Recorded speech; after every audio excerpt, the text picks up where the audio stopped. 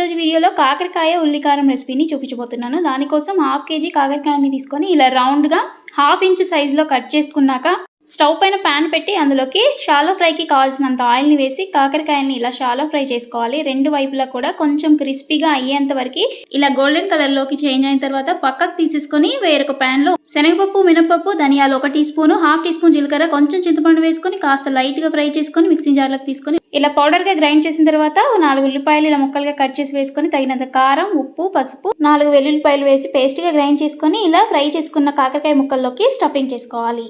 ముందుగా ఫ్రై చేసి పెట్టుకున్న ప్యాన్‌లో ఆయిల్ మిగిలుంటే వీటిని డైరెక్ట్‌గా వేసుకోండి. సరిపోకపోతే ఇంకాస్త ఆయిల్‌ని వేసి కాకరకాయలు స్టఫ్ చేసుకున్న ముక్కలన్నింటినీ వేసుకొని అలా మసాలా పేస్ట్ ఏమైనా మిగిలుంటే అది కూడా వేసేసి 3-4 నిమిషాలకు ఒకసారి ఇలా కలుపుతూ మూత పెట్టేసి ఫ్రై చేసుకోవాలి. ఇవన్నీ కూడా ఇలా గోల్డెన్ కలర్‌లోకి చేంజ్ అయ్యి ఆయిల్ పైకి తేలినప్పుడు ఇది ఫ్రై అయిపోయినట్టే. అంతే అండి, కాకరకాయ కారం రెడీ అయిపోయినట్టే. రెసిపీ నచ్చితే లైక్ చేయండి.